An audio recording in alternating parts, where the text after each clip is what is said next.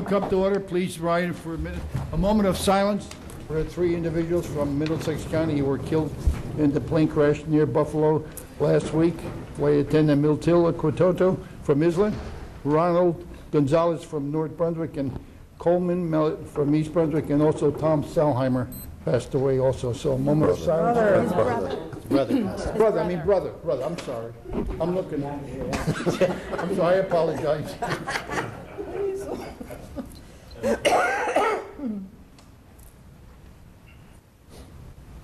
Is the pastor here, Miller? Pastor Miller? Is there a Pastor Miller here? I don't think so. No. Okay, John Reiser will lead us into the salute to the flag. Pledge allegiance to the flag of the United States of America and to the republic for which it stands, one nation, under God, indivisible, with liberty and justice for all. Okay. Yeah, we'll look for it. If the pastor, we'll put them on. The notice of this meeting, pursuant to the Open Public Meetings Act, NJSA 10:4-10, has been complied with and shall be entered into the minutes of this meeting. Madam Clerk, roll call. Freeholder Barrett? Here. Freeholder Polos? Here. Freeholder Rafano? Here. Freeholder Rios is absent tonight. He's recuperating from surgery, and he's home and doing well. Freeholder Scott? Here.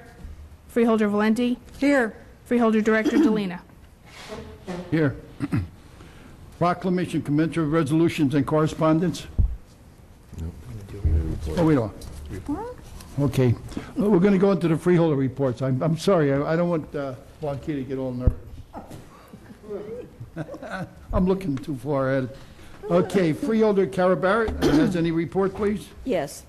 On Saturday morning, February 7th, I attended my first the 2009 meeting of the county's Housing and Community Development Committee.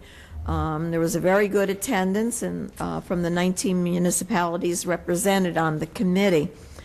The main topic of discussion was dealing with the erosion of federal community development block grant funds. But since that meeting, there's good news that the stimulus bill was passed, and there's a possibility that there will be money in there that we can start some programs that we didn't think we would fund that we'll be able to fund now.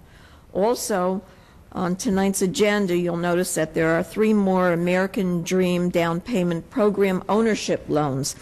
As I don't know if you know that this program helps moderate income working families buy their first house. So far, 126 families have been helped. And this is a positive effect on the down market, is that the lower house prices allow first-time buyers to buy a house, which is really excellent. They have to participate in first-time homeowner training in order to qualify for the 30-year bank mortgage. So that's my good news. And that's my report. Okay, thank you, Freeholder. Deputy Director Christopher D. Rafano. Thank you, Freeholder Director. A couple things to report. Reminder to the board and to the public, we'll be introducing our county budget on March 5th at our regular Freeholder meeting, 7 o'clock here in New Brunswick. Secondly, today, along with Freeholder Carol Barrett, attended the groundbreaking for a new Motor Vehicle Commission office out on Route 130 in South Brunswick, located in the same area where the inspection station is. A comment was made by one of the speakers, and I thought it was interesting, and it's actually true, is MVC has come a long way these past couple of years in their efficiencies. Everybody used to dread going, and certainly they've done a nice job improving how they operate, how they function, and this new building in South Brunswick is certainly a welcome addition to the MVC. I know the officials in South Brunswick are excited about having it located there. I'd also pleased to report, many of you may have seen in the paper, that Ingersoll Rand is now locating their headquarters in Piscataway here in Middlesex County, 70 new employees here in our county. I want to read the comment or quote from Carl Spataro, our Economic Development Coordinator or Director. We're holding our own, and companies are continuing to be interested in Middlesex County, and that's because of the quality of services and of the quality of life, he said. So that was his quote. He's right on point with that, so it's good news for Middlesex County. Lastly, on the agenda tonight is Resolution 09323, and in that resolution, which I've asked to be added to the agenda this past Monday, and I support, in that we're encouraging Amtrak to conduct a study, a feasibility study about increasing or permitting the increasing weight on rail cars here in Middlesex County, kind of to be an economic stimulus. What happens is in the Northeast, all the states, with the exception of New Jersey, permit freight cars weighing 286,000 pounds. Here in New Jersey, they're restricted to 263,000 pounds, same size rail cars, just lighter. And we think in the economic department, economic development department here in Middlesex, that that's hurting us, because what's happening is cars businesses are not locating here in New Jersey, they're locating in Pennsylvania or New York, or those that are here are having their product delivered outside the state and then trucked in to Middlesex County. So we think if Amtrak studies that, and hopefully will be positive for Middlesex County and recommend an increase in the weight of the freight trains, freight cars that come into New Jersey, again, as a stimulus to the economy here. That's all I have. Okay, thank you, Freeholder Rufano. Freeholder H. James Paulus. Thank you, Director. A few items. Item 152 on tonight's agenda is for a contract with a company called Dome Tech for an energy audit, which is going to be performed for Middlesex County out at the Apple Orchard County Complex, to include all the buildings out there, the jail facilities, and so forth. This is being done through a state grant. We'll receive 75% of the cost of the study, and then if we are able to do some of the improvements that are listed in the study in an amount that exceeds the amount that the state has provided to us, we will get the other 25%. So essentially, we're working towards a free grant to do an energy audit of those buildings. We've also placed specific dollars in our capital improvement budget to actually do the improvements that are identified within this budget. So we're hopeful that we'll see an energy reduction. Our goal here is, again, to reduce the energy consumption, reducing our budget, and of course, it's something good for the environment. And as we say in Middlesex County, when you go green, you save money, and you also save the environment as well. I've been working with George Vavridis and John Reiser and others involved who are focused right now, Dave Campion, on our stimulus package and those dollars that may be coming to Middlesex County, particularly for road improvements and guardrail improvements. We are getting new information every day, right, John? And it seems to be an ever-changing dynamic as to exactly what is fundable and what is not. I can tell you with some level of certainty that we won't be sure until we actually receive the check what we've been funded for, because, again, the rules seem to be changing in a very fluid way. But I can tell you that we have a great team that have put together a wonderful package. We've reached out to our municipalities to include as many of their projects as possible. I will also tell you that most of them are not being included because the federal government is not allowing it, but we're certainly trying to. And the county is hard at work at trying to make sure that the hopefully millions of dollars that come to the county for these road improvements are used in the most prudent way to create jobs and also to create the right improvements for the taxpayers of Middlesex County. There was an RFP out. I want to thank Purchasing and Maria Sarimas and Shared Services for their help in getting to the RFP out on our shared car washing and truck washing facility in North Brunswick, which is going to be a partnership with several other surrounding communities around our facilities out there. North Brunswick, New Brunswick, South Brunswick, and East Brunswick, I believe, will be the participants. It's a very unique opportunity to create a much-needed facility to meet new state requirements, and again, a great shared service opportunity. It is actually a segue for me into another area, and I wanted to just take a minute to mention that, you know, as we're going through a very difficult budget cycle, the team of freeholders here, administration, John, finance, and so forth, are really looking at all kinds of ways where we can save dollars, cut back, be more efficient, and certainly where we can generate additional revenue. I want to thank them for taking on some of the suggestions and proposals that some of us have brought forth, and I think it's important for the residents of the county to know that in addition to doing what might seem normal in budget preparation, cutting and trying to look for ways to sharpen our pencil, This Freeholder Board has become very innovative and creative in trying to create new revenue opportunities, new shared service opportunities, and new ways to try to reduce the burden on our county taxpayer. And, proposals have been brought forth. I know I've brought a number forth, and I want to thank, again, some of those who have been involved in developing some of these programs on, as an example, installation of cellular towers, which can be revenue generators for us, stipends with our health insurance, our evaluation of our county properties, like our engineer's office and others, to determine how we can best utilize them as assets and revenue opportunities, naming rights, advertising. And these kinds of ideas are not unique, but certainly new to the county, and they've been embraced by the board and by administration to try to pursue them. And other freeholders have brought ideas on shared services in our medical examiner's office, our juvenile corrections center, in education, trying to get our county college and VOTEC to work more cooperatively together in cooperative purchasing. So many different areas that maybe in prior years we didn't focus on. Maybe there wasn't as much of a need to do that, but certainly this tough economy has really made us step up to the plate and come up with as many creative ways as we can to try to make sure that we are reducing the burden on our taxpayers and increasing revenues for us to be able to provide services. So my compliments to my colleagues across the board, even in Human Services the other day, the meeting on shared services and trying to get our nonprofits to be more efficient. So the list is endless of where this Freeholder Board is trying to think of innovative and creative ways to stretch the county dollar, and my hat's off to all of them, and I want to thank them for embracing the ideas that I bring forward from time to time in that area. Thank you, Director. Okay, thank you, Freeholder Post. Freeholder Ron Rios is still home, and he's recuperating. He should be coming back, we hope, in a couple of weeks, so we got to make sure that he's back soon. Freeholder Millie S. Scott. Thank you, Freeholder Director. I'd like to recognize our Department of Weights and Measures when we talk about revenue coming into the county. Last year, they brought $352,893 in from fines that were collected for the year of 2008. This year, just the month of January, they've collected $88,000 plus for fines. And some of the fines that they collect on, and some people don't realize it, is that Weights and Measures, they go out and they investigate certain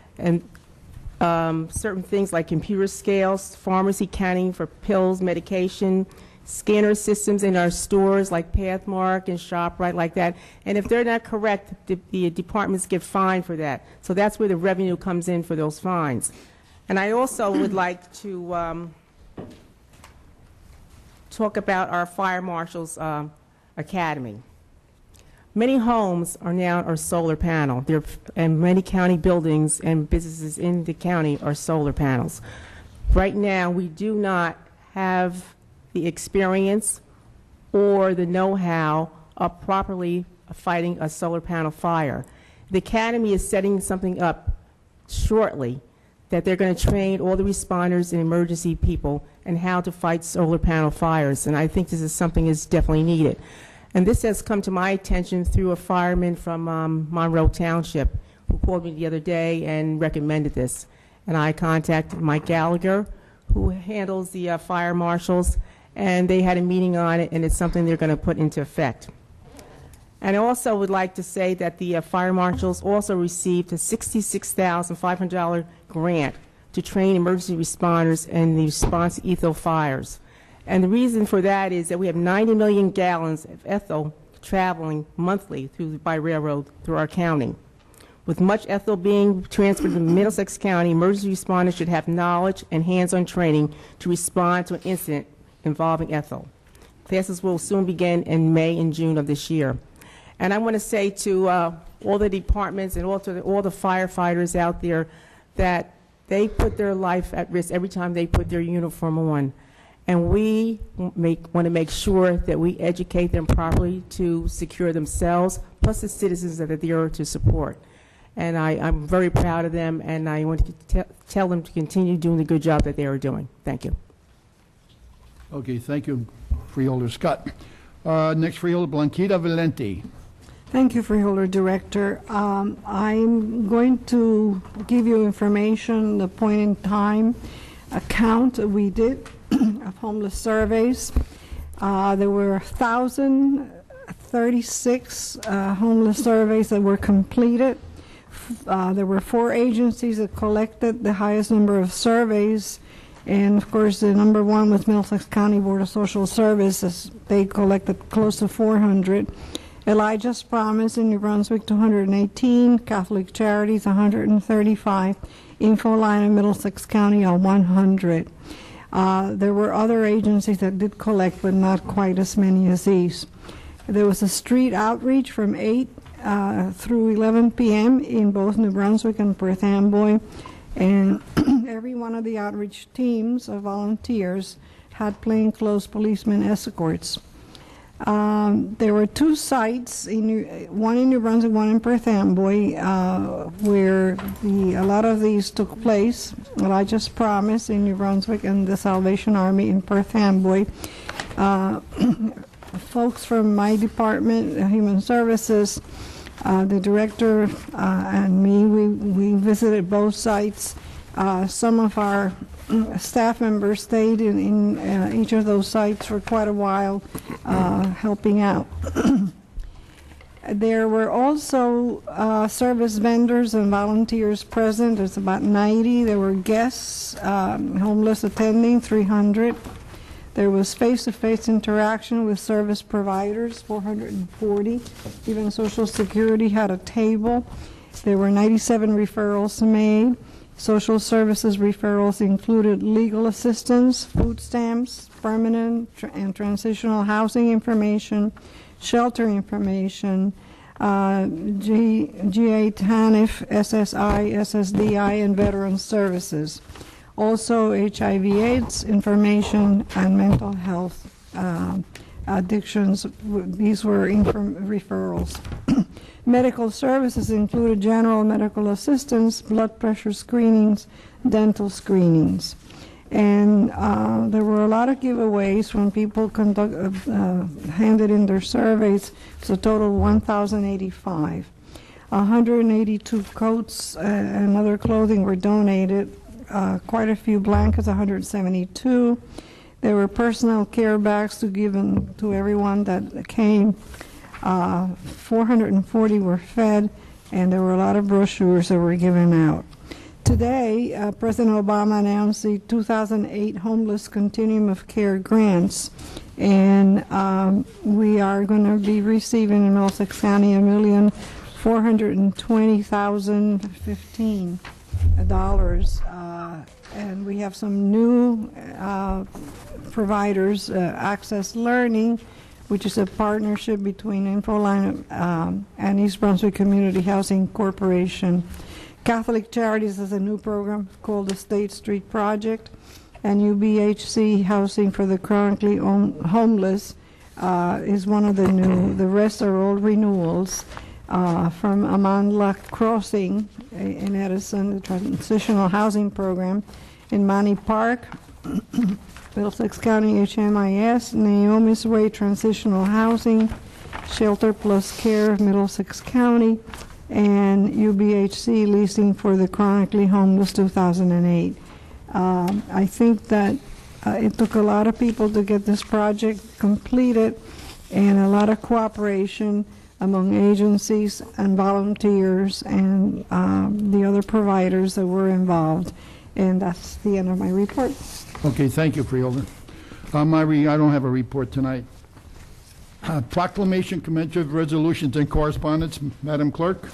The first is recognizing Sayantan Deb, a junior at the Middlesex County Academy for Science, Mathematics, and Engineering Technologies, as he has achieved a perfect 2400 score on his SAT exam. Next is recognizing Corianne Cha of North Brunswick, as she placed second in the Sealed Air Corporation's Bubble Wrap Competition for Young Inventors. Next is recognizing Cub Scout Pack 107 in South Brunswick on the occasion of their 16th annual Blue and Gold Dinner. And last is recognizing Michael Parigi, Daniel Perry, Scott Michael Havens, and Travis Anthony Catania of Boy Scout Troop 97 Sayreville, as they have achieved their Eagle Scout Awards. Thank you. Dr. Karen McLeod's here, Superintendent of our County Vote Tech Schools. Principal Glenn McTeeth and Sayan parents are here too. Are you all here? Yes, they are. Yeah, come on up. Are you going to give them the resolution? We have to do a Can we, a motion? I need a I'll motion. make I'm a sorry. motion. Need a second. motion, okay. Motion by Carol Barrett, seconded by Blanquita Valenti. Roll call vote. Freeholder Barrett? Yes. Freeholder Polos? Yes. Freeholder Rafano? Yes. Freeholder Scott? Yes. Freeholder Valenti? Yes. Freeholder Director Delina? Yes. Okay. Freeholder Valenti will make the Okay, presentations. yeah, freeholder.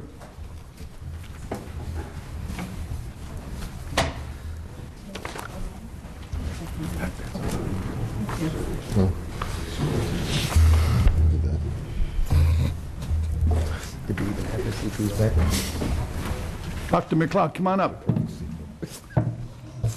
It's not often that I've been able to do this as a former high school teacher, but I want to read this resolution because this young man has done exceedingly, extraordinarily well. And this is what makes Middlesex County the best county in the land. Whereas it has come to the attention of the Middlesex County Board of Chosen Freeholders that Sayan Deb is worthy of special recognition excuse me, for his perfect score on the SAT reasoning test. And whereas a junior of the Middlesex County Academy for Science, Mathematics, and Engineering Technologies, Sayantan Deb is one of only 294 students out of the 1.5 million who took the SAT in 2008 to earn a perfect score. And whereas Sayantan Deb first took the SAT in 7th grade and scored 1100 on the 1600 scale. He then scored 1900 on the 2400 scale in 8th grade and 2000 in 9th grade and 2200 in 10th grade and now a perfect 2400 in 11th grade. And whereas with a 5.175 grade point average, Sayatan Deb will study biomedical engineering and nanotechnology in college before attending medical school to become a neurosurgeon. And whereas Sayantan Deb also enjoys volunteer work, has traveled to India for the past 3 years to teach English, Bengali, and life skills, such as sewing and weaving to underprivileged women in West Bengal, and plans to volunteer at a hospital. Now, therefore, be it resolved by the Board of Chosen Freeholders of the County of Middlesex that we do hereby recognize and congratulate Sayatan Deb for earning a perfect score on the SAT, and with him continued success. Adopted tonight, February 19th, and this is signed by the clerk of our board, Margaret Pemberton, our director of the Board of Freeholders, Stephen Delina, Carol Barrett, Jim Polis, Christopher Rafano, Ronald Rios, Mildred Scott, and me, Blanquita B. Valenti. We are so proud of you.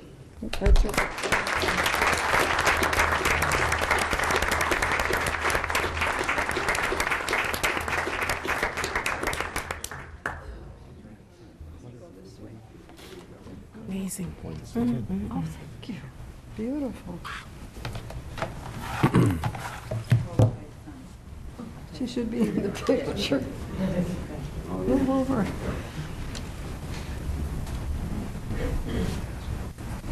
Thank you very much. Thank you. Thank you. Thank you very much. Congratulations. Thank you. Congratulations. Okay, Margaret. There's another presentation. And we have another resolution for North Brunswick student, whereas it has come to the attention of the Middlesex County Board of Freeholders that Coriana Cha is worthy of special recognition for her participation in the Sealed Air Corporation's 3rd annual bubble wrap competition for young inventors. And whereas an 8th grade student at Linwood Middle School in North Brunswick, Corian Cha placed 2nd out of over 2,200 5th through 8th graders from across the United States who were asked to design a product using bubble wrap. And whereas inspired by her grandfather, who suffered a stroke 5 years ago, Corian Cha designed the stroke rehabilitation color chart, which helps stroke patients recuperate using color recognition, counting, and hand-eye coordination. Whereas on January the 26th, 2009, Corian Cha enjoyed a trip to New York City to celebrate Bubble Wrap Appreciation Day, toured the Bubble Wrap manufacturing plant in Saddlebrook, saw the off-Broadway show Blue Man Group, and was awarded a $5,000 savings bond at a dinner at the Rainbow Room in Rockefeller Center. Now therefore be it resolved by the Board of Chosen Freeholders of the County of Middlesex that we do hereby recognize and congratulate Corianne Cha for her participation in the Sealed Air Corporation's 3rd annual Bubble Wrap competition for young inventors and wish her continued success. Again, signed by the Freeholder Board and our Clerk of the Board, Margaret Pemberton. Corianne, would you step forward with your parents and your teacher and your principal?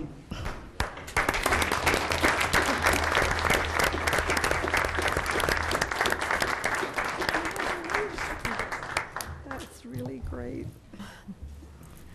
We're so proud of you. Come on closer so you can get in the picture.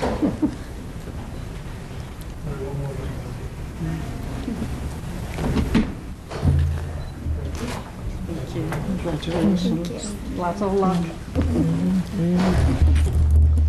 Thank you. Thank you, Blanquito.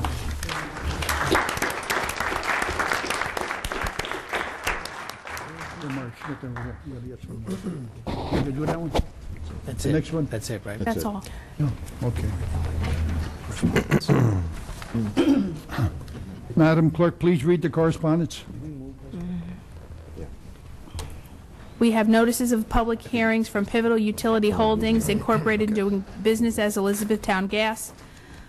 They have filed a petition with the New Jersey Board of Public Utilities to implement a utility infrastructure enhancement cost recovery tariff rider, and a similar petition filed seeking approval to implement its energy efficiency program and also seeking approval of an associated cost recovery mechanism in the form of a tariff rider, and indicating public hearings will be held March 3rd at 3:30 and 5:30 at the Hunterdon County Complex in Flemington, and March 11th at 3:30 and 5:30 at the Rahway Municipal Council Court Chambers in Rahway. Notice to Public Service Electric and Gas Company customers in the matter of proceeding for infrastructure investment and a cost recovery mechanism for all gas and electric users, and in the matter of infrastructure investment and cost recovery mechanism for Public Service Electric and Gas Company, and also in the matter of proceeding for energy efficiency program with associated cost recovery mechanisms for all gas and electric utilities, and in the matter of energy efficiency programs with associated cost recovery mechanism for Public Service Electric and Gas Company, indicating public hearings are scheduled for March 5th, 3:30 and 5:30 at Burlington County Administration Building in Mount Holly, March 9th, 3:30, 5:30 at Bergen County Administration Building in Hackensack, and on March 11th, 3:30 and 5:30 at the Middlesex County Administration Building here in New Brunswick. A resolution from the Borough of Chatham opposing proposed legislation that would require deferral of $500 million in pension payments. Are you going to say it? A resolution from the Morris County Board of Freeholders strongly opposing and objecting to Assembly Bill 3686, which would dramatically diminish, if not eliminate, the invaluable role of the municipal alliances for the prevention of substance abuse in developing and implementing community-based substance abuse prevention and education programs at the grassroots local level. And they're opposed to seeking the transfer of the Governor's Council on Alcoholism and Drug Abuse and control of the Drug Enforcement Demand Reduction Funds to the New Jersey Department of Human Services. A letter from Robert Goodman, Executive Director of the New Jersey Agricultural Experiment Station at Rutgers School of Environmental and Biological Sciences, indicating they have completed their review of the Middlesex County Mosquito Extermination Commission and indicate that Middlesex County maintains a mosquito control program that is well-staffed and trained. And the New Jersey Agricultural Experiment Station endorses the 2009 plans and estimates of the Middlesex County Mosquito Extermination Commission and recommends that the work plan be funded in its entirety.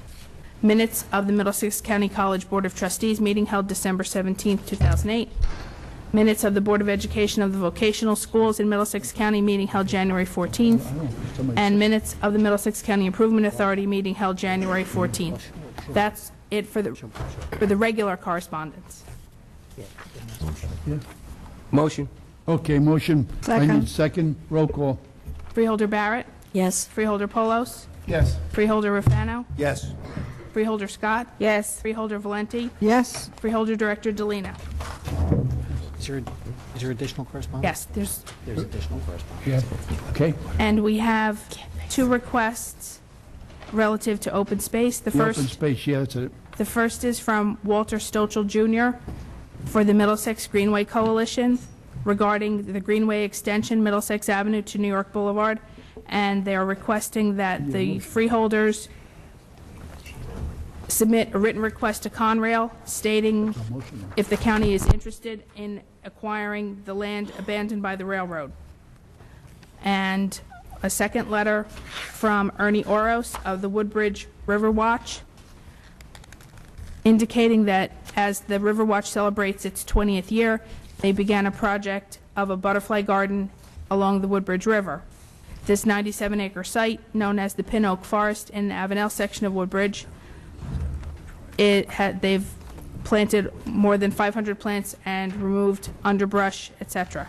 They are seeking a grant for construction purposes to continue the project and are requesting a minimum of $150,000 to construct a small headquarters and storage area, a walking bridge, and 2 walking equipment bridges to cross existing water. They also plan to increase plantings, add benches, good walking paths, and an observation deck. Freeholder Director, a motion would be in order to refer those 2 letters to Ralph Albany for further review and study. Motion. Okay, motion by Rafano. Second. Second by Carol Barrett. Roll call vote. Freeholder Barrett, Yes. Freeholder Polos, Yes. Freeholder Rafano, Yes. Freeholder Scott, Yes. Freeholder Valenti, yes, Freeholder Director Delina. Yes. Are there any resolutions to be amended? There are none. Are there any resolutions to be added? There are none. Are there any resolutions to be held? There are none. Are there any resolutions to be voided? There are none. Okay. I will open the meeting for the public to discussion on any resolution. You have a 5-minute voice where you can speak for 5 minutes. Yes, sir. Yeah. That drug treatment one, we've been having all these DARE programs. It's not doing any good. They're lying to the kids, telling them you take marijuana, leads to harder drugs, causes brain Excuse damage. me, sir, which resolution are you What referring resolution are to? you talking Which about? one was it for the drug treatment? That was correspondence, That not was a resolution. correspondence. That wasn't anything that we were... This That's not- section is regarding anything specifically on the resolution agenda? I thought you wouldn't have mentioned if it wasn't for resolutions. Oh, it's a correspondence. Okay, thank you. Anybody else would like to speak on it? Yes, sir.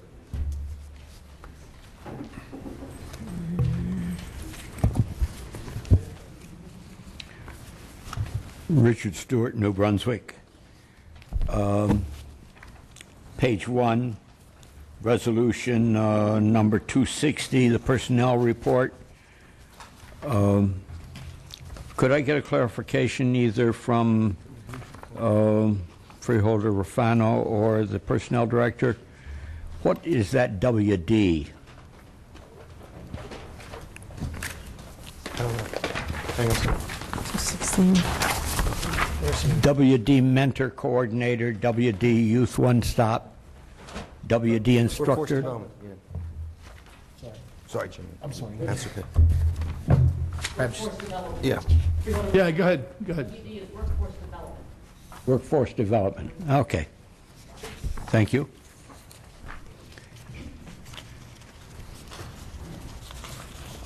I forgot that we have a backup here.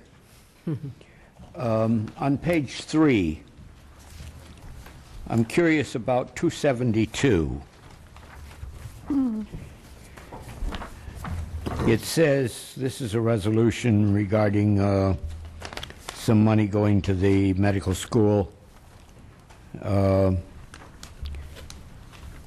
They specify 5 women of color with HIV/AIDS. Why was that written that way? Why is that? See? because that's how it comes from the government that gives the grant. The grant came from whom? HIV, that is a federal program. Do you have any idea why they, because there are, Well, I guess they want to make sure that nobody gets left out. because there are Caucasians with AIDS. Right. No problem. So there's really no, you don't have any explanation for why they No. selected out just 5 people like that.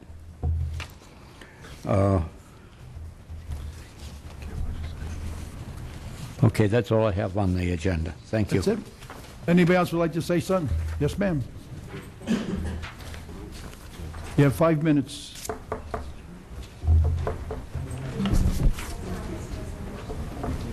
On the consent agenda, yes. It's the consent agenda, right. Ann Barron, Highland Park. On page number 275, we're increasing the money for CFG, $650,000 for outside medical services. Could I have an understanding of what that means? What are we covering there for that extra $650,000? There's part of the awarded contract is that there's a separate fund for services that CFG cannot perform. That's for outside medical hospitals. And once that fund is depleted, it's got to be replenished. That's what this resolution does. So right now that fund is low, and this is and that's for health care provided outside the jail by other services, not... That's correct. Okay, thanks. Anybody else would like to speak? Need a motion to close the public hearing? Motion. Motion by Second. Rafano, second by Carol Barrett. Roll call vote. Freeholder Barrett? Yes. Freeholder Polos? Yes. Freeholder Rafano? Yes. Freeholder Scott? Yes. Freeholder Valenti? Yes. Freeholder Director Delina? Yes. Does any freeholder have any resolutions that they wish to remove from the consent agenda to vote separately? I have one. Okay. Director 09-250. 250. Anybody else? Okay, we'll take a roll call on that vote. Director, a motion would be in order to adopt the consent agenda consisting of resolutions number 09-249 through 09-324, including Resolution 09-152 that was previously held, and excluding Resolution 09-250 to be voted upon separately. Okay. Madam Clerk, roll call. Motion. Motion Second. by Rafano, seconded by Second. Barrett. Okay, I'm sorry. Freeholder Barrett? Yes. Freeholder Polos? Yes. Freeholder Rafano? Yes. Freeholder Scott? Yes. Freeholder Valenti? Yes. Freeholder Director Delina? Okay. Director, now a motion would be in order to adopt the separate resolution, which is Resolution 09-250. Okay, motion. Offer. Motion by Rafano, No. Second. by Bumblekini Valenti. Okay, vote. Roll call would be in Roll call vote. Freeholder Barrett? Yes. Freeholder Polos? Yes. Freeholder Rafano? Present not voting? Freeholder Scott? Yes. Freeholder Valenti? Yes. Freeholder Director Delina? Yes. Okay. At this time, I will open the floor to the public. Does anybody like to speak on the public on anything? You have A motion. you have a 5-minute rule. Okay?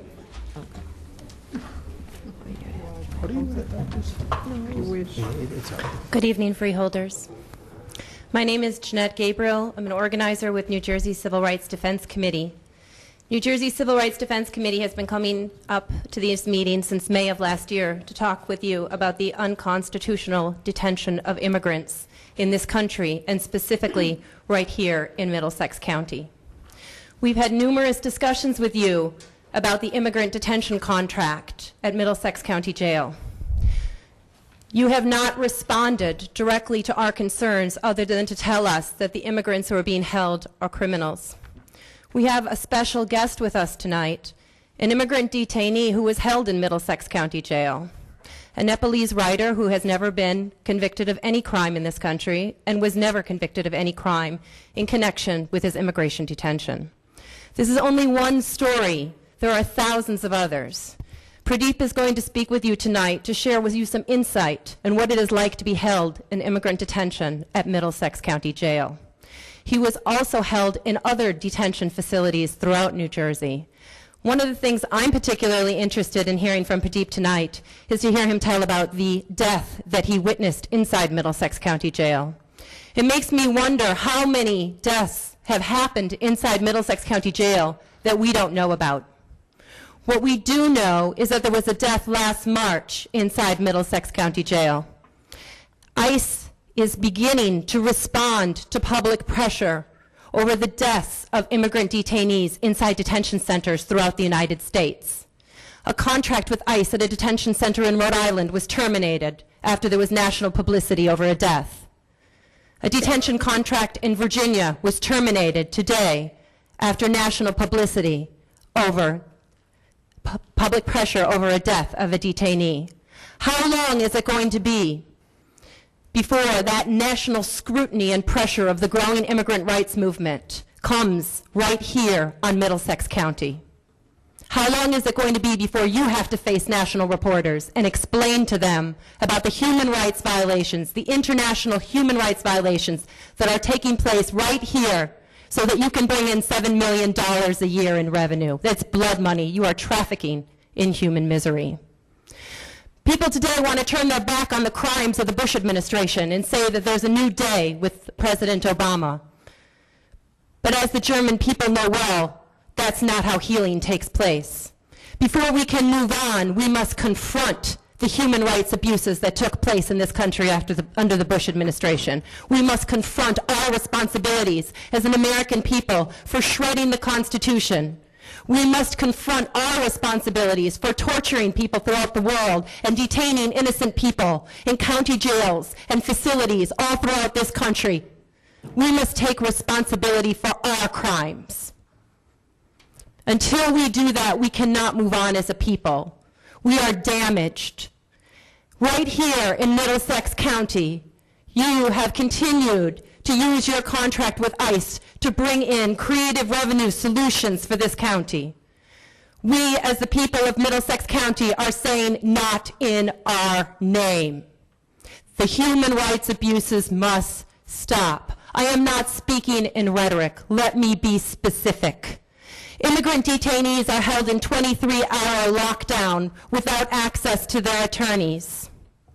Immigrant detainees have a difficult time ever getting in contact with community members because of the restrictive visitation policies inside Middlesex County Jail.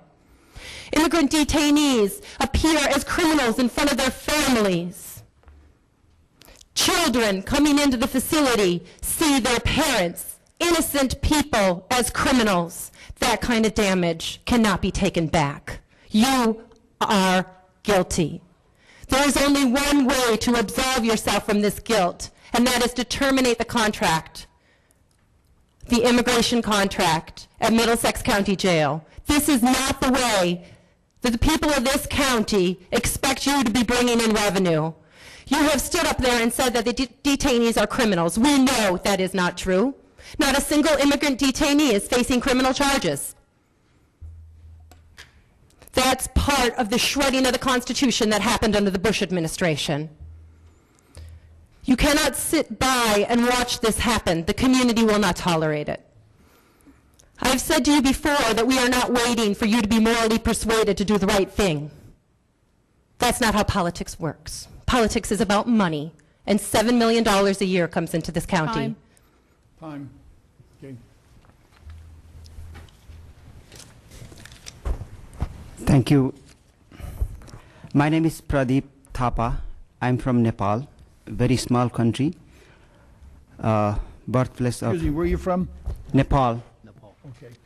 It's between China and India, very small country, smaller than Arkansas state, and the place of Lord Buddha. I was here as a writer, written 7 books, and a journalist, editor.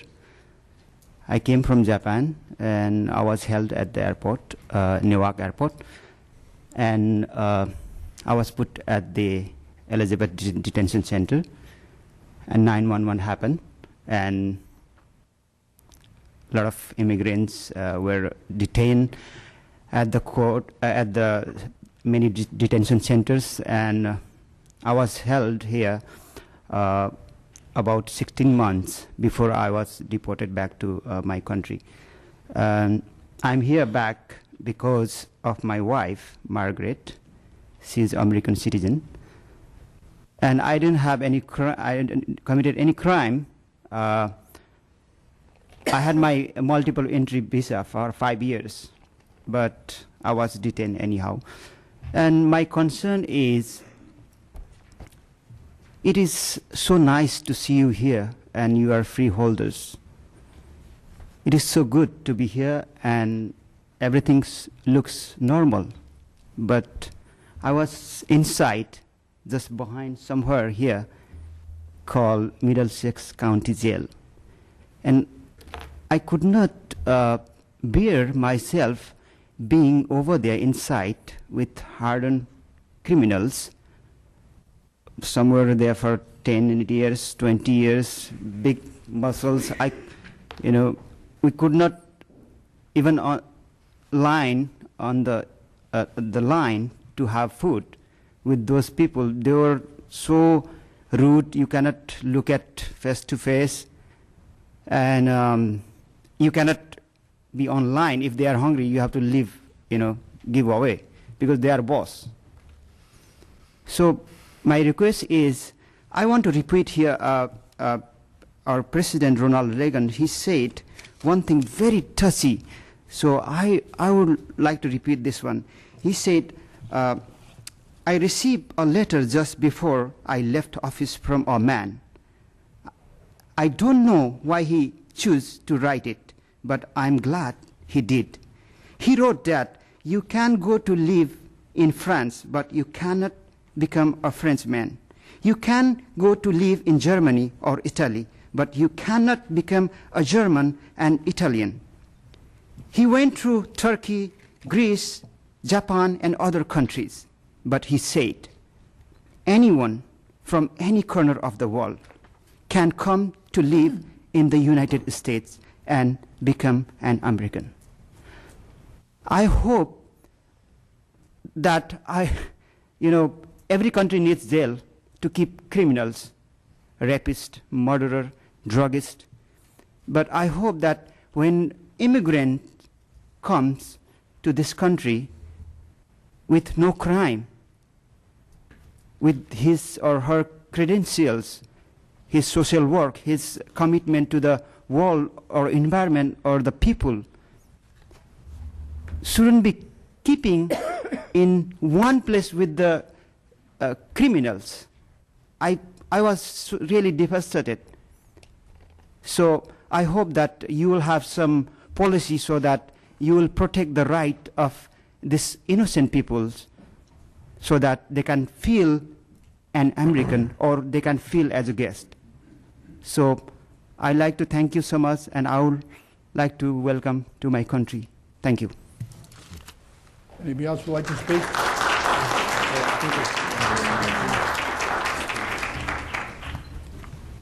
Good evening. My name is Maarten Altena. I am a Dutch citizen as well as a resident of this city of New Brunswick. And I bring word not of myself, but of a friend of mine, Reverend Seth Caper-Dale, who could not be here tonight. And since we all know he's a pastor, I hope I don't extend past the 5-minute mark. But let me read the letter that he wrote, and that some of you may have seen already. Let me read it to you. My name is Seth Caper-Dale. I'm one of the pastors of the Reformed Church of Highland Park, a wonderful, caring, loving, justice-seeking church just across the bridge. I happen to be a huge fan of the Middlesex Freeholders. When I was skating with my kids at Roosevelt Park last week, I appreciated that it was Freeholder support that built that skating facility. When I enjoy Donaldson and Johnson Park in the summer, I'm thankful that the Freeholders give crowded Central Jersey communities places to play outside. Our church has also created some very innovative housing on our church roof, for example, and you've been beside us, funding us, taking interest in our conferences, etc. You've been with us every step of the way.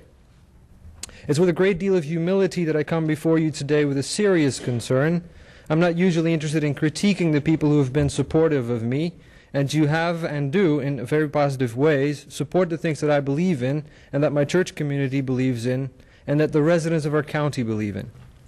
However, I'm here, not he, but I, reading in his stead, I'm here because I'm a pastor of two little girls, Jocelyn Pangamanan, age 6, and Krista Pangamanan, age 2, American citizen children who were baptized in our congregation. In their baptisms, I made vows to them, and the whole congregation did too. We said we would love and support them, and that we would say, yes, I love you, to them, even as God has said, yes, I love you, to them. The father of these two little girls, Harry, is now in deportation prison in Elizabeth. He's been there since January 12th. Their mother is being supervised in a more humane way with phone check-in, but the writing is on the wall that their lives are about to change. And Jocelyn and Krista are two of 16 children I know of who, since December 5, 2008, have had their fathers taken from their homes, of their places of work, and put into prison in Elizabeth. This is wrong, and it is for this reason that I speak up tonight. If I didn't speak, I wouldn't be loving them in the way I promised to do. It's my opinion that our country, like so many others across the nation, is participating in the perpetuation of an overblown fear-based approach to immigrant detention. In 1996, there were 8,000 immigrants detained in this country nationwide. Today, there are 1,000 detainees daily in New Jersey alone, with 30,000 in centers nationwide. Last year alone, some 1.4 million people were detained. I know we live in a post-9/11 world and that great vigilance is needed. I even appreciate that the initial willingness of the county to agree to a contract with Immigration and Customs Enforcement was seen as a way for us to do our part to help make our county more secure. But the time has come to realize that hypervigilance is now a problem, not a virtue. Rather than arresting people who are criminals, ICE is going for the low-hanging fruit, arresting and detaining many people who are not criminals but civil offenders, and who ought to be treated in a very different manner than detention. In the last few years, the federal government has changed the way it deals with people, and it is a change for the worse. I know and trust the warden when he says that the ICE contract calls for the county to detain the criminal offenders, but the numbers don't add up. The percentage of detainees who have committed criminal offenses is less than 9% of those in detention. Way more than 9% are in county prisons, and I'm sure many county prisons have asked for similar criminal immigration detainees. I believe that ICE said they will only put criminal offenders in Middlesex, but there are simply not enough criminal offenders to fill your bed. They are not telling you the truth. I certainly know they weren't telling you the truth in May of 2006. May I ask the clerk for time? 45 seconds. The question that Reverend Seth Caper Dale puts before you is the following. I ask you to take leadership as you do in so many other areas and reject the $6.8 million of money that is being pumped into our county prison. Have the moral high ground to say that we won't build our budget on the backs of the now detained undocumented workers. I must say in closing that I'm not against enforcement. I think that the federal government must care about enforcement of laws. I'm not excited about the fact that 12 million people are in this country without proper documentation. But America needs to own the fact that most of those 12 million didn't sneak across the border. Most arrived on airplanes with proper papers. Time. May I finish my paragraph, please? Would you finish the paragraph? Thank you. Most arrived on airplanes with proper papers, papers given by the U.S. institutions abroad, papers that allowed them entrance and that allowed them to opportunities to work. America has got to get the log out of its own eye on immigration before it can start looking at the speck in the eye of the immigrant, him or herself. The fault is ours as much or more than it is the fault of the immigrant. My suggestion for a better America would be a serious amnesty policy announced immediately, together with a much tighter tourist visa policy globally. And I request that this be added to the public record of the Freeholder meeting, and thank you for listening. And I'm sure my friend Seth also thanks you. Anybody else?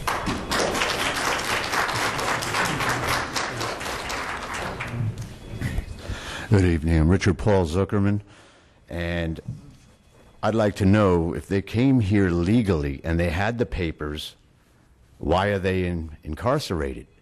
Is it that they failed to follow up to ensure the legality of their presence here? That is a problem I've heard among the Indian population. that we have a very large population of immigrants whose papers have been, they didn't update their paperwork, in other words, and that's their own fault. And maybe they should be told, don't come here. We have a population issue. That's why we have immigration laws. Partly. Hello? I don't know how much longer at this the rate of immigration from the Immigration Act of 1965 that doubled the annual influx of legal immigrants. And to top that off, every year we have these illegals coming in. How much longer can our environment withstand it? How much longer can our economy withstand it? They're getting jobs with these stimulus bills, and they are taking Americans' jobs. That isn't jobs Americans won't do. Here's an article from today's paper. Illegal immigrants are most common federal offenders in the Star Ledger. All right, now, getting off the immigration subject, I'd like you to go to the website of njcitizensforimmigrationcontrol.com, because if you do cancel this, there's going to be a magnet for millions more of these people to come in and take our jobs and overpopulate, overcrowd, and all their garbage. Take a look at the U.S. border. You'll see garbage. Now, there's a bill in the state assembly to fluoridate our drinking water. And I want you to oppose it. I want everybody to call our state assembly to oppose it, because the form of fluoride they want to put in our drinking water is the industrial form of fluoride, not the naturally occurring. Our bodies don't need it. There's more bone problems. IQ goes down. There's studies. If you go to njsafewater.org, fluoridealert.org, this is in rat poison. Fluoride is rat poison. It's the active ingredient, one of the active ingredients of rat poison. And it's in beer, and it's all these others. The EPA has already warned us about it. You got to tell the assembly to vote it down. We don't want that in our systems. A recent study from Mexico, men's fertility rate went down with low levels of fluoride. Okay, now getting off the fluoridation. On the 23rd of this month, the full state Senate is going to vote on the medical marijuana bill, Senate 119. The governor has stated that he would support it. He would sign it into law.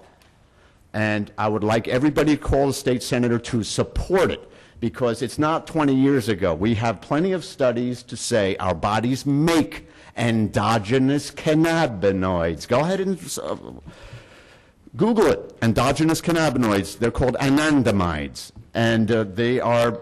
So the researchers who are researching believe that children cannot develop normally without endogenous cannabinoids. The public schools are not teaching what they need to be told. They can do great on tests. That doesn't mean they're going to be successful. It doesn't mean they're going to help contribute to society. They're not teaching the dark side of government. They're not teaching jury rights. They're lying to the kids. They're not teaching the state constitution. They're not teaching the importance, the utility of keeping and bearing arms, the right to keep and bear arms, and we have a judicial hellhole in this state and federal government's judges, because it took until last year to hold that the Second Amendment is an individual right.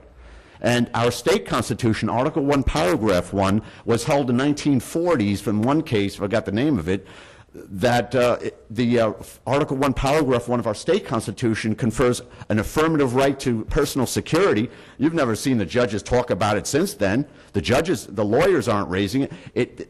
Justice Douglas once said that courts ought not be a private preserve for the affluent. And unfortunately, they're giving too much preference to the government's arguments and to the lawyers' arguments, and they're not listening. When I cite case law and they don't respect it, I get very upset, and I have very reason to. And I've already sent a letter to the young lady at the end there, the new one, to her home, and I've faxed a few to you people. I'm trying to get it out, that's all I have to say, is that these 3, 4 matters, 5 matters. Which one? Any questions? Thank you. I would hope that you continue this immigration detention, but I think they need to be respected due process while they're in prison.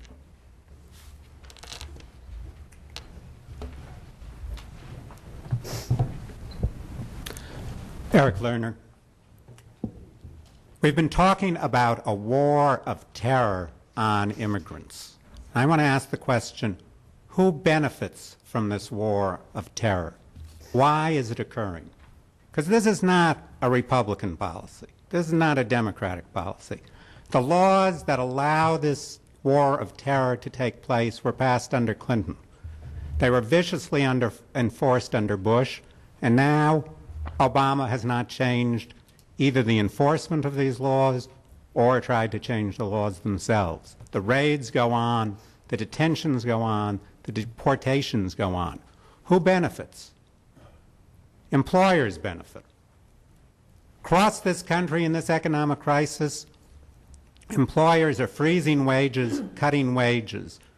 The best benefit that they can achieve is to have a group of millions of workers who are terrorized by these raids, who are terrified to demand adequate wages. That's what's happening across this country, and that's who's benefiting. Who's harmed? Every single person in this country is harmed. Because when tens of millions of people are deprived of their rights, cannot defend their standard of living, that drives wages down for everyone, and that deprives and threatens everybody's rights. So we're not really surprised that you're opposing our demands to end your participation in this war of terror, because the employers are the interests that you actually represent. It's not just the $7 million, which I know makes a difference in your budget. It's that this is doing a favor to every employer who wants to slash wages, who wants to avoid the minimum wage laws, who wants to avoid the labor laws in this country, who wants a subject population that is too terrified of the government to demand their rights. There was an article in the Times about people in New Orleans, immigrants in New Orleans, who won't even report crimes because they're afraid that they are going to be, no, it's not. I'm nowhere near. Who are afraid to report crimes because they're terrified that they will be detained and deported. What's going to change this? As more and more workers understand that their interests are the same as the interests of immigrant workers, that the only way to turn this economy around is to build a movement that includes immigrant and native-born, that fights not only for the end of these detentions, but for the legalization of all immigrants, for the elimination of all restrictions on the free movement of people to live where they choose. That is the only way we can build, we will build a movement that will eliminate this war of terror and that will force you to eliminate your participation in this war of terror and end this despicable contract for detention. Thank you. Can you hold it a minute, please? Can we have, anybody have any other subject besides the prisoners that would like to speak on? I have something, Oh, but let them go ahead. You want them to go ahead? Okay, I just want to make sure, okay. Thank you. My name is Diana Crowder. I'm an immigrant, but I'm an immigrant of the right color and the right language. I've never been stopped, never. However, I do know that somebody else has paid the price that I haven't had to pay, even when their papers have been in order. And so I owe those people something. And that's why I'm here to speak tonight. That's one of the reasons why I'm here to speak tonight. There's another reason. I was asked, it's almost a year ago, if I would take in a young woman who had nowhere to go. 25-year-old Nigerian woman, nowhere to go. She was coming out of the Elizabeth Detention Center. She was one of the very lucky ones. She had a lawyer who had taken her case pro bono and won it. She came to live with me because I had a spare room. And since that time, we've had to deal with her nightmares. And no amount of money will ever give her back her peace of mind, I don't know if she'll ever sleep a full night through without the recurring nightmares of the Elizabeth Detention Center. She broke no laws. She's no criminal. She's a wonderful young woman. But she's going through hell. No medical coverage as of yet. So whatever kind of help we get her, we have to pay out of pocket. I imagine Elizabeth Detention Center is no different from Middlesex County Jail. I don't think one's better than the other. And I'm asking you to look into your hearts and to recognize that these detention centers, these jails for immigrants, are loathsome places and need to be shut down. The contracts need to be terminated, and I heard someone speak and say that 2 in Rhode Island or Virginia, they've done it. I want you to look into your hearts and find the courage to do what is the right thing and terminate those contracts. Thank you.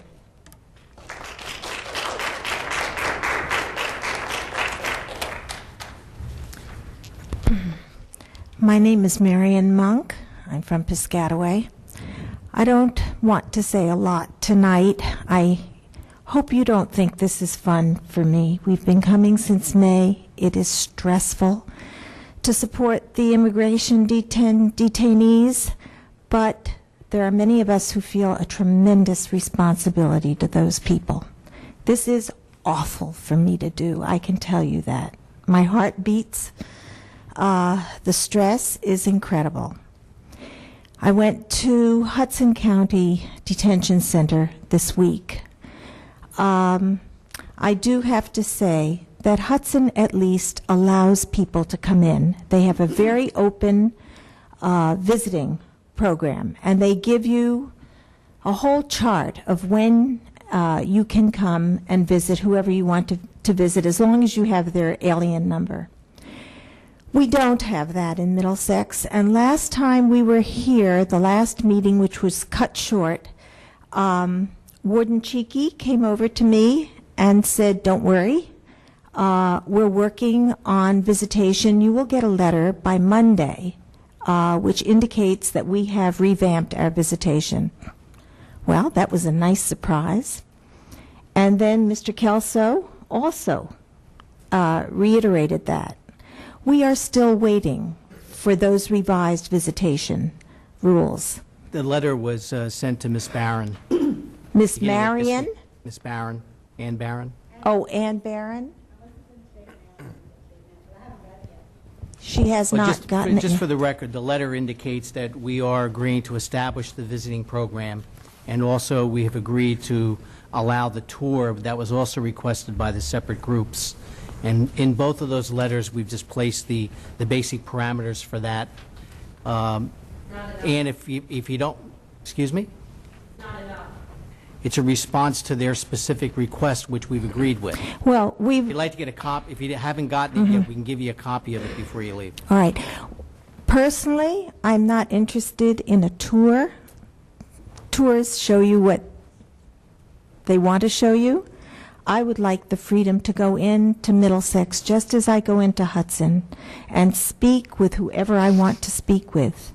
And that's what we're looking for. And I really would like to know why that is not possible in Middlesex, even though it's possible in all of the other centers. I think there are two separate matters. There were separate organizations that requested specifically for tours, and then through Ms. Barron, there was a request to establish a visitors program, which we have also agreed with.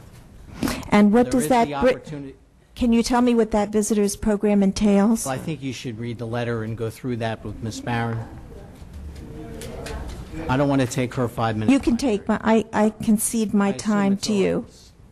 It's 3 minutes, 10 seconds. I cede my time to you, Mr. Kelso. Okay.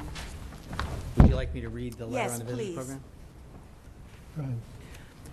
Dear Ms. Barron, this is in response to your letter dated January 5, 2009 to me regarding visits between members of your group and ICE detainees at the Middlesex County Adult Correction Center.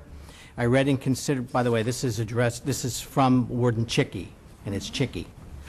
I read and considered the draft plan you enclosed with your letter. I've also discussed it with my staff in an effort to accommodate your wishes while maintaining the successful operation of our facility. I believe we can accommodate most of your requests, and I trust that this will satisfy your concerns. Please understand that certain requests, when balanced with the cost of running the facility and, most importantly, maintaining the safety of the individuals working and detained in the facility, cannot be entirely satisfied. Visiting procedures. We agree that your idea about distributing flyers to detainees or placing posters in their housing units to explain your group's desire to visit with them is a good one.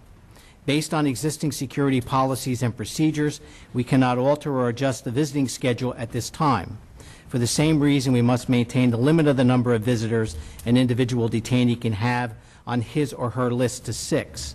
To the extent that a detainee has availability on his or her list for more visitors, and assuming they are amenable to visiting with members of your group, we would welcome the opportunity to arrange these visits. Please understand that, as is the case for all other visitors, members of your group must meet the criteria established in our visiting policy for potential visitors.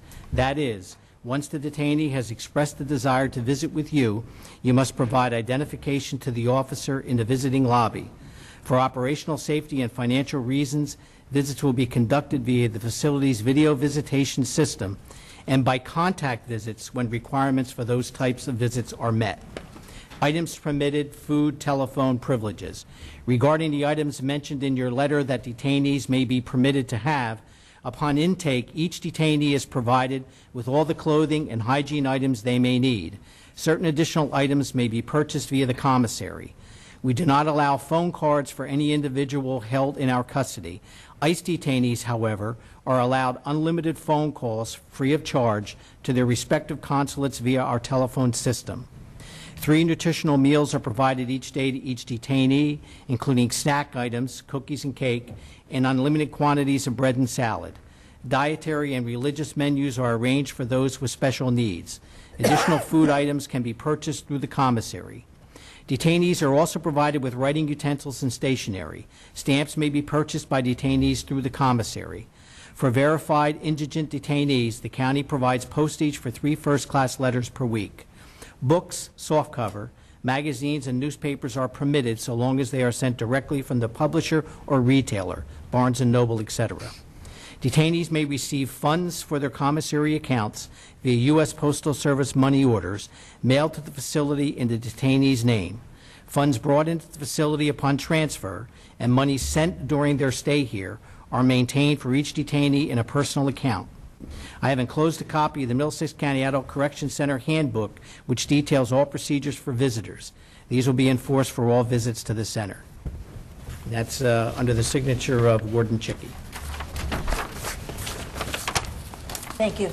Okay. Anybody else would like to speak? Yes, Mr. Hold on. Mr. She was in line. Let him go, okay. I thought you wanted to. My name is Nancy Olszewski, and I live here in New Brunswick. As this detainee said, there are in other countries you cannot be can live there but not be citizens. Here in the United States, you can, as he said.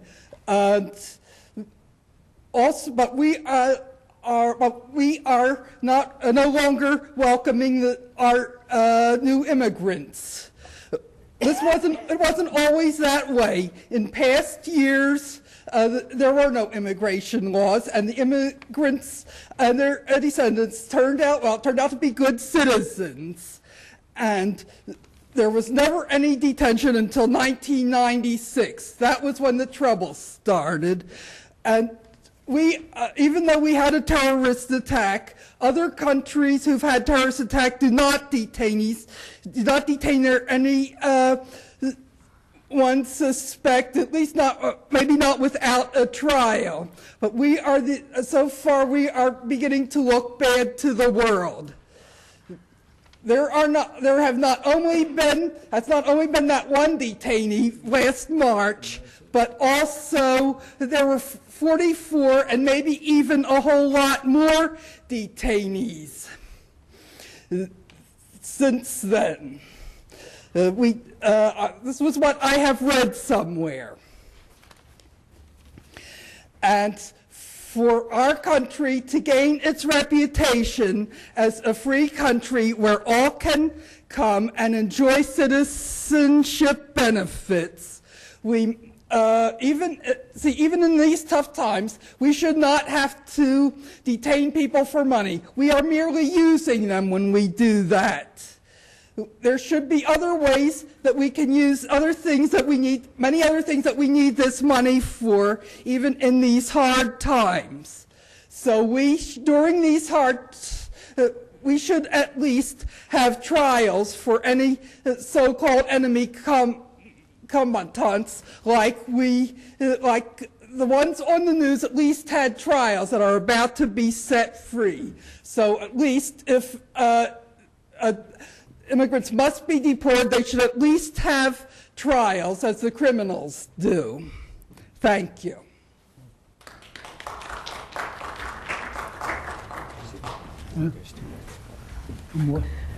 Good evening, ladies and gentlemen. I am Kathleen Feeney.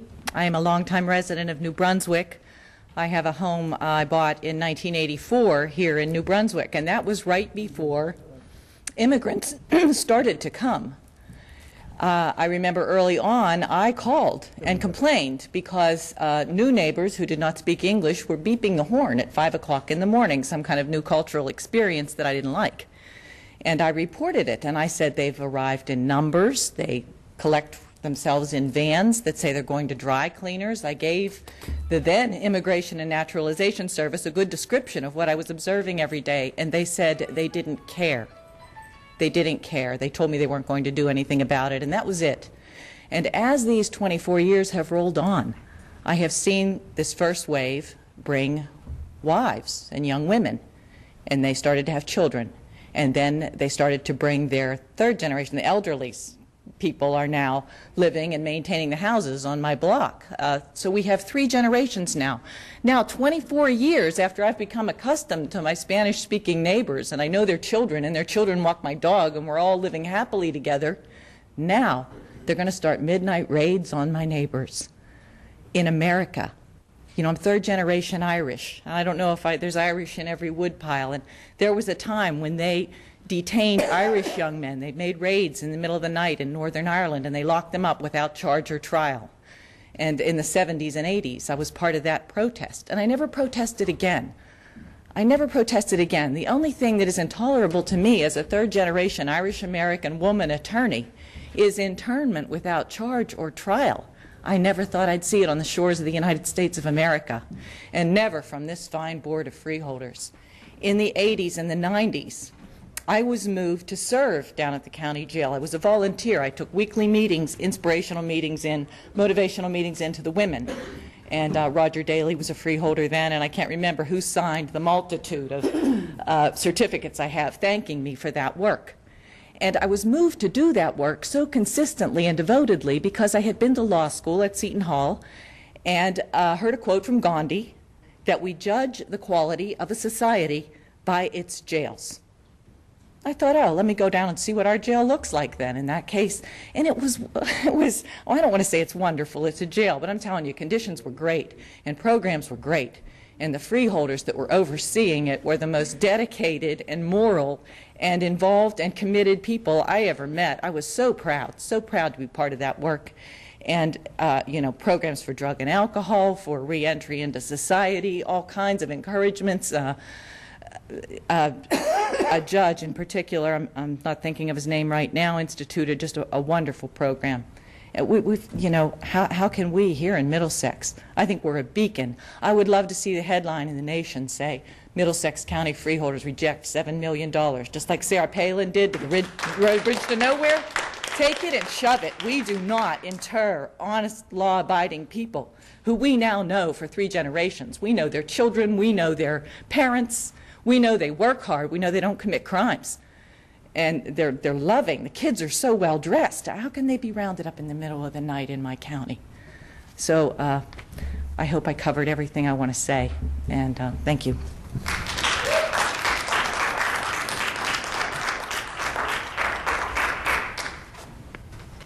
Hi, Hi, Ann Barron, 333 Harper Place in Highland Park. I sort of want to reiterate what Marion had said earlier.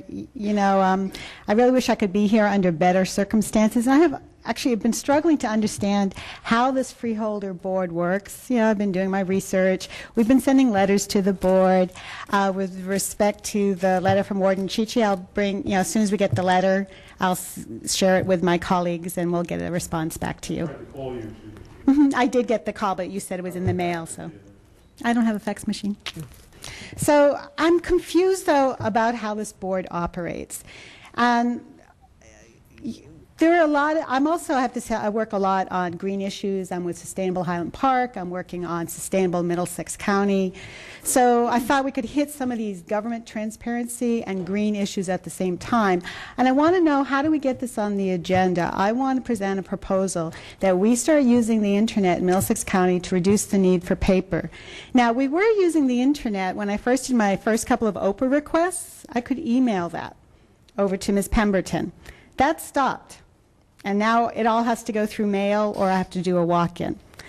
And then, not only did I now have to go in, then my last two requests, my Oprah requests, Open Public Records requests, were denied because I hadn't filled in the paperwork sufficiently.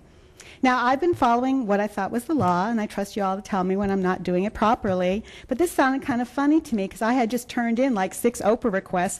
Why do I have to fill in the information? Oprah requests, by the way, can be anonymous, so really I didn't have to fill in any information.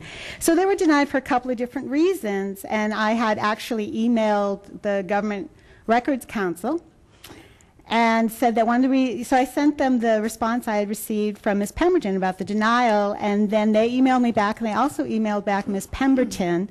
And I'm not sure, Ms. Pemberton, did you get that email from the Government Records Council, because you were included on there? I was copied on it, yeah. You were copied on it. So then I sent you a follow-up email, which I never got a response to, asking for my Oprah request to be fulfilled, since they had said that it should have been filled. So I didn't get a response. I didn't know, does that mean that we're not using email anymore in this county? Or, it's not the correct procedure? So what I would like to do is to address how we can make it easier for citizens to see how the board works. I've been coming to some of these meetings for the last 10 years off and on, and I still don't understand the agenda that's presented. I don't understand the rules that you use. So what I would like to do is to make a proposal that a lot of this stuff get put on the internet. When I look at Salem County Freeholder Board, when I look at Gloucester County Freeholder Board, or Morris County, there's a lot of information on their internet site, and there's very little information on our site. When you go to our site, very nicely, there's a little Oprah request form that you can plug on in the lower right-hand corner, but there's not a lot of information. I could find no information about your rules of order. How do we conduct these meetings? What are the requirements? So I have some questions. How do we get correspondence entered into your meetings? Because I know that we've been sending letters and they're not being spoken about during the correspondence section. So what's the requirement, the tipping point, to get something onto your correspondence list? You should address the letter to the Board of Freeholders. There is some confusion because sometimes letters are addressed specifically to individual freeholders, which don't go through the process of becoming board correspondence. I think this was a question that came up, I think it was late last year. The easiest way to do it is to direct it specifically to the Board of Chosen Freeholders. Just in general. So that would be really nice if that was on your website. Again, some of the letters, it'd be impossible to read every single letter that comes to the Some counties do. They do. So I would like to also offer some best practices from the research I've been doing with different counties to improve transparency in this county, and also to improve our green businesses. I mean, I know we talk about Middlesex County being the greatest county in the land, and I really can't speak to that because I've only lived in 3 different states, not all 50. But I'd rather see us called the greenest county in the land, and we can do that. So let's use the internet whenever we can. Communications between us should be via internet. I shouldn't have to come all the way down, find a place to park my car so that I can make an Oprah request. I like the old way where I could do it via internet. I don't need a signature. And there's a little caveat, sometimes you need a signature. If you're requesting a specific record of a specific person, then you need a signature because they have to check your criminal background or something like that. I don't know, it's kind of crazy talk. But I would like to see some improvement in the transparency and also in the greenness of this. So how do I get that on the agenda? And that's a question, Justin. How do I get that on the agenda? If you want to make a request for a specific resolution, it has to be specific. What you've generalized is for the county to look to initiate a policy. In many ways, the county has already initiated green initiatives, which the various freeholders have spoken about meeting after meeting. Right, But so if how you're do I asking get for the something specific? Right, so how do I get think it? the only way you can really do that so that we in the county council's office and a particular freeholder responsible can look at your request and identify it as a specific proposal that can be adopted by resolution or rejected by resolution. The best way to do that would be to direct a specific request to the Board of Chosen Freeholders by correspondence. That correspondence would be read into the record. It would be directed to the Freeholder Committee and the freeholder responsible for that particular area, and they would then make a recommendation to adopt or not adopt a resolution. And can I do that by email?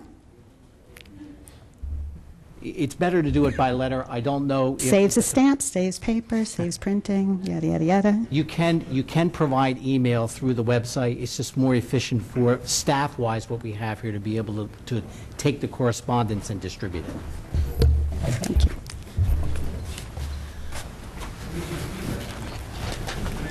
No, let him talk, okay? We're in a public session. He's got his 5 minutes. You've already had your time. Okay. My name's Dan Cummings. I'm from Piscataway, and I do have a specific request that I will get in writing to you guys tomorrow. Shut down the detention center that's located in North Brunswick, where immigrants are currently being detained. That's first. I'm outraged. The people of Middlesex County are outraged. The people who speak here tonight about the immigration detention issue are not the only people who are outraged. People are busy. People are working. In this economy, people are looking for jobs. So there's more of us. We're not without precedence here. I'm a history teacher in Middlesex County, and when bad things happen and people get scared, they do things that they'd regret. I'm sure President Roosevelt would regret sending Japanese Americans to an internment camp in Georgia. We all do things that we'd regret. One other thing, as I said, I'm a teacher and we're teaching Black History Month, and sometimes it can be really ugly teaching about that because America and the American government haven't been all that nice to African Americans in this country. But we've overcome our original sin of slavery. We overcame segregation. We overcame. And when I'm talking about these issues and when my students are talking about these issues, 50, 100, 150 years later, it's very clear who the good guys and the bad guys are. I urge you to be the good guys and ladies. Thank you.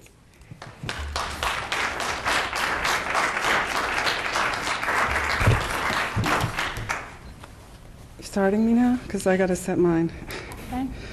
Oops. I'm nervous, so. I don't trust you. Well,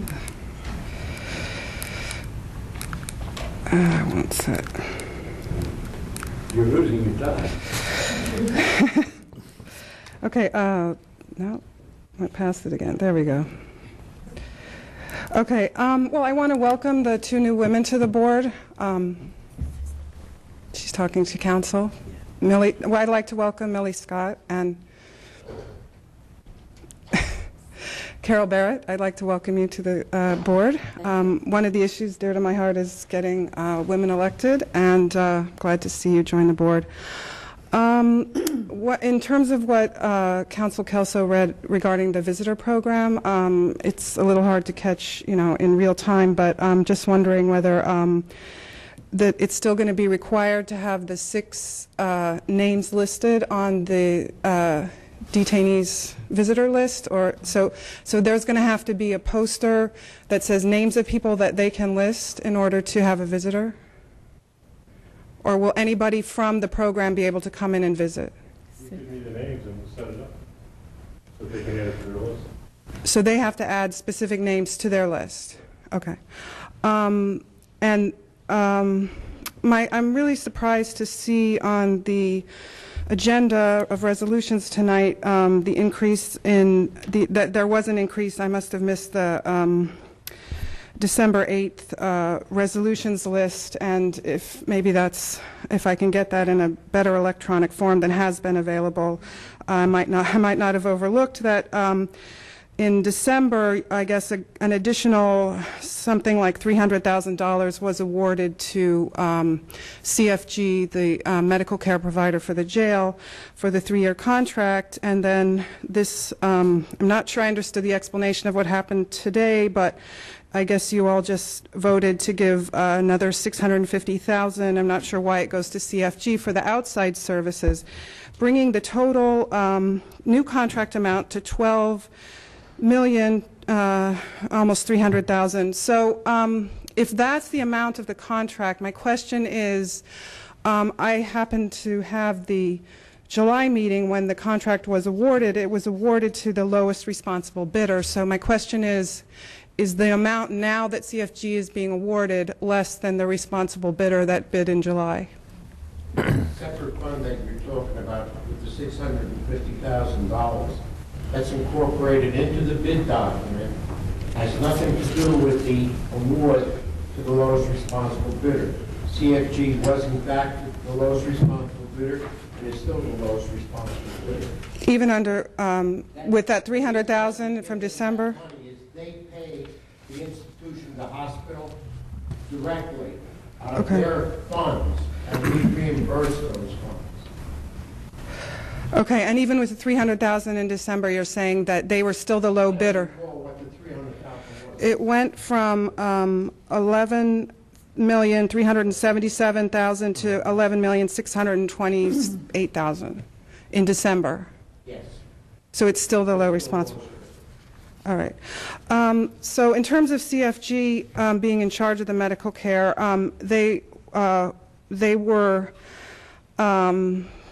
the medical care provider when the Cuban detainee died last year, and we've been asking for information on whether there was an independent review of the death, et cetera, and what we've gotten now is the morbidity and mortality report from the Continuous Quality Improvement Review, which is, I guess, mainly run by CFG, although so I have a morbidity and mortality meeting minutes here with James Neal, Sandra Bernovan, Phyllis Anderson Wright, Charmaine Eiffel.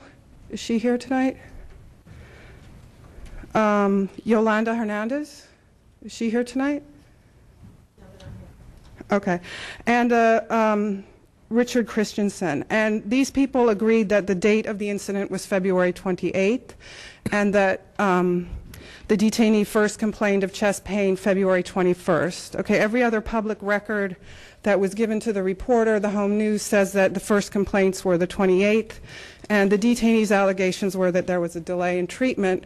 So I'm wondering why there's this discrepancy. Also in the medical audit review, they list for 2008 1 death in February and no deaths in March, whereas ICE has been told, the Home News, the medical examiner, everyone else reports the death as March 2nd. It's a question. Why? Ma'am, we provided all of the medical documents to you under an Oprah request. It included the medical examiner's report. It included all of the doctor's reports from the time of the incarceration of the individual to the time that he was transported to the hospital and died in the hospital. We provided to you, under your Oprah request, the morbidity report, which you advised that you have. That's all the records that the county has. It's all the records that the medical examiner has. We requested the federal government to release to us, to release to you, their report because they are required under federal law to have an independent review of any death that occurs of a detainee who was immediately in the custody of any detaining facility, although in this case the individual died in the hospital. We made that request. The federal government refused to allow that report to be released to us so that we could not release it to you. We've advised... Was that request made after President Obama's new rules on FOIA? No, it was not made since he's been inaugurated as president. If you want us to make the request again, we'll make the request again. Okay. My question is why are these documents say February and the other documents say March? I can't answer that question, ma'am. Okay, because it's a little chart form audit review that has just ones and zeros or numbers, how many deaths happened, and February 2008 says 1 death in February, 0 deaths in March, and this is the audit review committee. The only thing that I can assume is that February 28th was the date that was indicated. The next day was March 1st, perhaps. No, it was a leap year. There was a 29th and there was March 1st. There were... Just remember that the individual died in the hospital, so the person was no longer within our custody when the person This report was prepared on March 6th, and they were reporting on their statistical report to the warden that the death happened. There was 1 death in February and no deaths in March. I can't answer. I don't know whether they can answer why it shows February. The medical records, including the hospital records and the medical examiner's records, speak for themselves. Whatever they say the death was, if it was March the 2nd, since it was in the hospital, I assume that the hospital records are correct. Okay, I don't know what to say. It's just very troubling, this kind of quality report. I mean, I think that's what you as freeholders need to look into in terms of the quality reporting that's coming out of this medical care group that you just gave another $1 million to in the last 2 months. Okay. Mr. Kell, you want to speak? No. Well, he wanted to speak. He's enjoying it. Oh, you want? Okay, go ahead. You know me, I'll stay all night. Hello, my name is Nikki. My name is Nikki Newby. I'm one of the members of New Jersey Civil Rights Defense Committee, and I live in Somerset, New Jersey. I want to make it clear to you what we want in New Jersey Civil Rights Defense Committees. We want the contract terminated. Between now and when the contract is terminated, we would like open visitation. This is important, and it's what exists in the other facilities in New Jersey that we've dealt with. When we receive a letter or other information about a detainee, we should be able, knowing who that person is, to go in as soon as one of us is able to. What's been happening frequently, and I know Pradeep could testify, according to his experience, that detainees frequently feel very isolated. Also, they're often transferred from one facility to another. So you come up with some rule that a detainee has to put us on his list. By the time we learn about the detainee, by the time we write back the detainee to say who we are, he has, some time to process a request and then get back to us to say that we indeed are on the list. He may no longer be in Middlesex. Now, certainly, if one of us shows up at the jail to visit a detainee that we know of, and that particular detainee doesn't want to see us, he or she's not obligated to do that. But we should at least be able to come and request to see the person. Ma'am, I think that we laid out the parameters for you for a visitation program. For me? I don't know. Who is your letter addressed to? It's to Ms. Barron, who made the request. And what group are you talking about? You say your group. What group are we? I'm not trying to be disparaging to anyone. We responded to Ms. Barron's request. Right, but I'm making a request from New Jersey Civil Rights Defense Committee, which may be slightly different, and we're telling you what we want in New Jersey Civil Rights. Let me just suggest to you that conceptually, we have agreed with the visitation program. We've asked the warden to lay out a program that he believes most appropriately fits within the current... Would you let me finish, ma'am? We allowed you to speak, and we didn't interrupt you. What you're suggesting, which is to be able, and as long as the proper security is followed, and you want to visit an individual detainee who has not previously been identified, either you haven't been identified to him or vice versa, and he has the opportunity and he has not used up his visitation, I'm certain that the warden is not going to turn you away. If we have an opportunity, once you've had a chance to review this letter with amongst the different organizations, I'm certain that there are opportunities to be able to adjust those things to accommodate your request, rather than do it confrontationally here. And you've asked me to read the letter, and I read the letter to you. Okay. It was not for the purposes of arguing over it.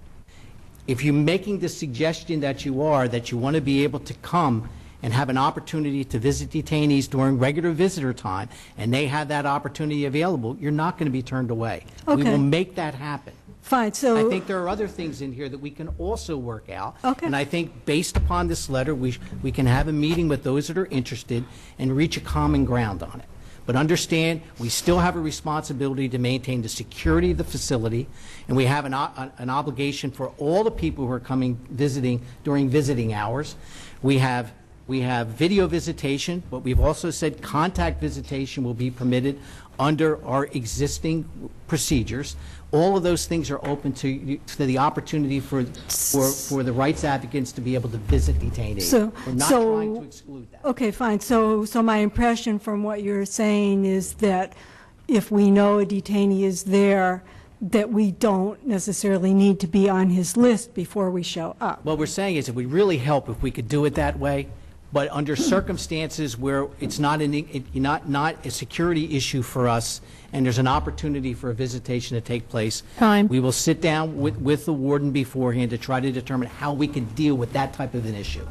We're not going to automatically exclude it. I think we'll, based upon security and those types of issues, we can work something out on. Okay. We can't do it in this context. All right. Okay, Okay, so... thank you. All right. Okay. Thank you. Okay, thank you. Anybody got Mr. Stewart? Last speaker, Mr. Stewart will be the last speaker. I shall give the benediction. Okay. Name, can I have your name, please? Ricardo Stewart. It used to be Richard, but after I lived 2 years on French Street, it changed to Ricardo. I was going to talk on something entirely different that's in Mr. Hill's department, but I'll take that up with him at another time. I would like to touch on a few things here. One thing, the correspondence deal here, I'm not fully, I don't fully understand how it works. If you address it to the freeholder board, I presume it gets into Mrs. Pemberton's hands. Correct. And what does she do with it? Does she make 7 copies or what?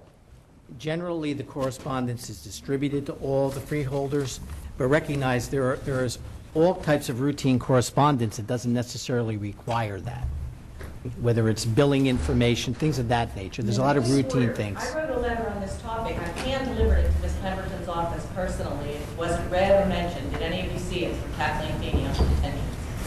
Personally, we hand-delivered it. Just give enough. Because I was told it would be read in the record. If I had to come, it would not have been, obviously it wasn't. I read it. We received it. We received it. We received it.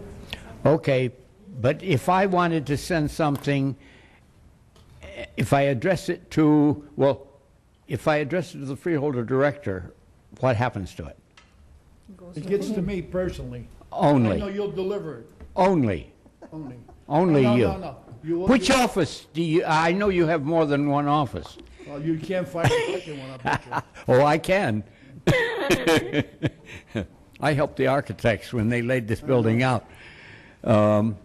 Okay, But I just want to make sure how, if I'm trying to get through to you, I want to know how I can do it and be sure that you're getting the message. Let me come to another matter. Here, you're talking in the commissary items in the correction center. I had the interesting experience when I was arrested a few years ago here. The police in New Brunswick took so long to process the arrest, and then they turned me over to the North Brunswick police, who had to fill out the same forms, but they had to do it themselves. And then I was taken out to the correction center, and they had to fill out all the same forms. So by this time, we were past the time to possibly get me bailed out. But to make it more complicated, the only phone numbers I had, and I had to make special arrangements to get them out of my wallet, were cell phone numbers. And I discovered for the first time that you can't make a collect call, which is the only calls you can make from the correction center, collect calls. I couldn't call out. I was going to be in the correction center for the next month, I guess, because also they took my money and confiscated the money that I had to make a payment on the rent out there. But what I was trying to figure out, we didn't get you as an attorney. I'm just saying, how come you didn't pick him up as an attorney? You would have been out quicker. I don't know. But my problem is, I know that. But he doesn't have standing orders with the people out there to call me. Or call him if I'm picked up. Yeah. Incidentally, for your information, I'm going to be taking that whole can of worms. I'm going to be opening it again with the prosecutor, because the people who filed the charge against me and got me arrested never showed up in court. But it's on my record that I was arrested. Exactly what for, we never got that, because it involved DIFUS, and DIFUS is more secret than the Gestapo in Nazi Germany. Thank you. But with this cash thing, if you have money there, what do you do with the money? Okay, Richard. Okay, time is up. Need a motion. Do you want to answer? Do you want to answer that question? Pardon? Wait. What do you want to answer? What's the question, Richard? What do they do with the money after they confiscate it? The money is held for the individuals. Yeah. Somebody comes in and they have money in their pocket. What happens to them? Just put in. And the balance is set aside for them. Right. Yeah. But if you don't have anything else, and there is no coin-operated phone in the entrance area, has that been changed since I was arrested? Because I brought that to your attention right afterward. Yes. No, it has not. In the lobby. Let me just add, because this is important, because this is part of your purview. The only way I ended up getting out the next day was because I had to, one of the guys being released, I told him, get in touch with this friend of mine, who then got in touch with the bondsman, because that was the only way. Yeah. Otherwise, I could have spent a month there, because I couldn't have gotten out because I didn't have any money to get out. You people I want my money back, and I'm going to be taking that up with the prosecutor. Okay, good. With interest. I believe you. You can believe it. Motion to adjourn, please. So moved. Motion by Rufano, second by Carol Barrett. Motion non-debatable. The meeting's adjourned. God bless you.